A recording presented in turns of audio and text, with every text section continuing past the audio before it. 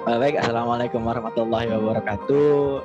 Perkenalkan, nama saya Wafel Hadi, NIM 19041565, mahasiswa Teknik Kimia Universitas Sumatera Utara. Ingin menjelaskan tugas mengenai alat ukur alir dari semester pendek pengenalan Teknik Kimia dengan dosen Profesor Dr. Insinyur Nita Manurung MT. Sebagai di sini saya akan sedikit jelaskan tentang Pertamina dahulu.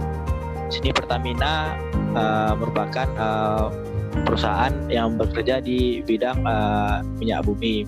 Yang mana Pertamina sendiri memiliki 6 operasi refinery unit, dari refinery unit 2, 3, 4, 5, 6 dan 7. Lanjut. Jadi di sini saya satu mengambil contoh dari refinery Balongan.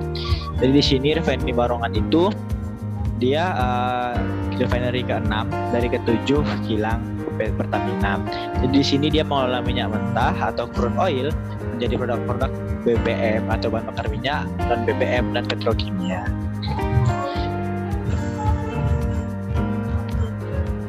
Jadi di sini kita akan membahas mengenai alat ukur alir dari sini.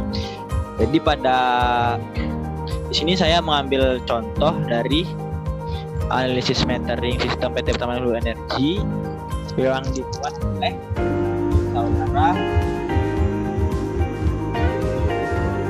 saudara Muhammad Kinan Fadrian, di mana di sini merupakan salah satu bentuk laporan kerja praktik yang dibuat beliau.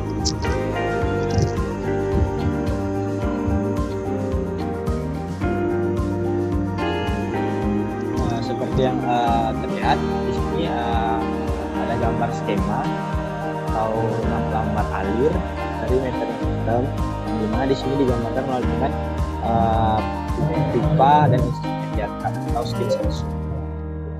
Jadi di sini seperti yang dijelaskan pada laporannya untuk nyata, di sini di lapangan mereka menggunakan pressure-nya yaitu sebesar 100 PSI dan temperaturnya 120 derajat.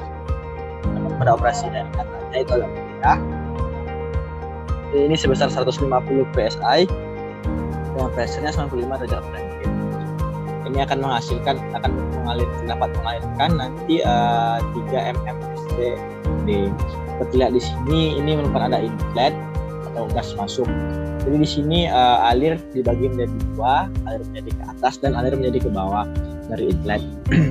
Di sini gas alir menjadikan 2 stream atau 2 aliran itu agar memastikan ketika ada satu proses aliran yang bermasalah, maka masih ada aliran lain tersisa. Jadi tidak menghabiskan semua aliran ketika bermasalah. Jadi ada aliran yang tetap berproduksi walaupun salah satu sedang bermasalah. Jadi seperti yang terlihat di sini ada 2 aliran masuk hingga akhirnya nanti yang pertama itu dia masuk ke valve. Setelah itu dia masuk ke pressure indikator. Ini hampir sama alirannya, cuman dia hanya digunakan satu aliran. Sudah masuk dari pressure indikator yang PI 31,1 ampere itu, dia masuk ke flow conditioner. Di sini flow conditioner melaju terus hingga ke pada sistem yang dimana itu ada pressure transmitter, ada flow transmitter, dan juga ada reverse flow meter. Terus selanjutnya masuk ke sistem chart box. Dari sistem chart box masuk lagi ke temperatur transmitter, masuk ke temperatur indikator, balik lagi terus melaju, ketemu lagi pressure indikator. Sudah itu ketemu pada check valve. Sudah itu terakhir dia bertemu kepada valve dan akhirnya menjadi outlet. Ini mungkin hampir sama seperti yang saya gambarkan tadi. Aliran B pun seperti itu.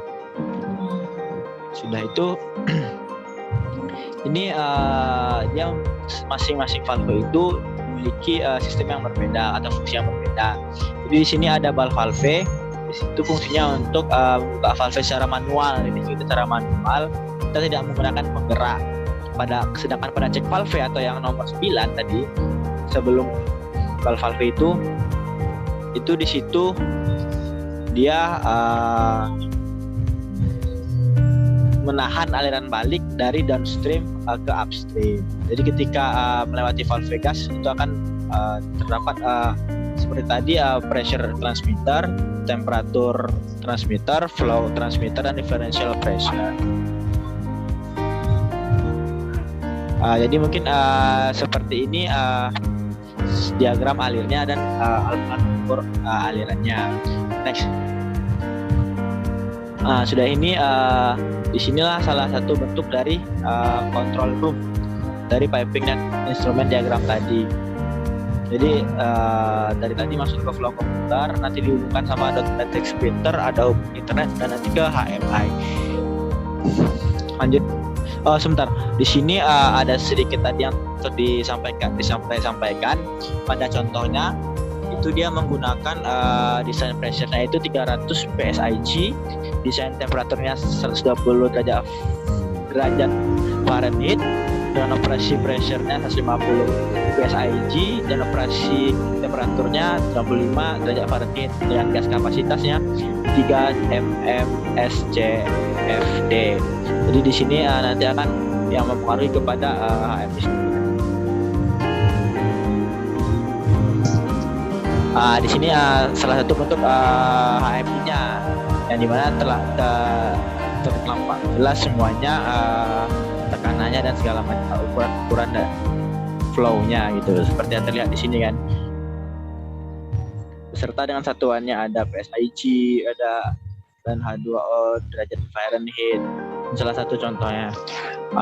Jadi setelah dari sistem itu saya memilih satu diagram, satu alat ukur alir yang menurut saya itu menarik. Coba lanjut, yaitu flow transmitter.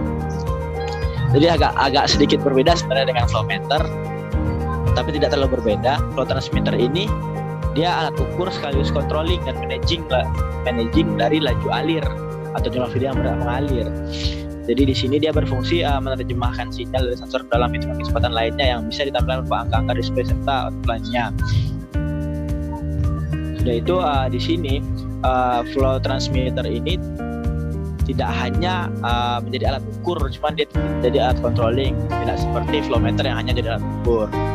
Pada flow transmitter sendiri itu ada beberapa jenis fluida yang bisa, yang itu bisa jadi fluida cair maupun fluida gas, maupun solid ketika nanti dimasukkannya solid. Jadi adapun untuk fungsi flow transmitter sendiri, itu yang pertama kita akan mengetahui kecepatan aliran atau velocity. Jadi di sini kita bukan hanya dapat mengetahui, nanti kita juga bisa kontrol kurang lebih berapa kecepatan yang aliran yang kita inginkan. Sudah itu, yang kedua mengetahui kapasitas aliran atau flow rate dalam pipa. Dan seperti tadi kita juga bisa mengontrol managing seberapa flow rate dari aliran yang kita mau. Yang ketiga itu mengetahui jumlah total volume yang telah mengalir atau tidak. Jadi di sini kita nanti dapatkan hasil total volume yang telah mengalir pada sistem tersebut. Yang terakhir itu kontrol atau monitoring dengan adanya output pipa analog.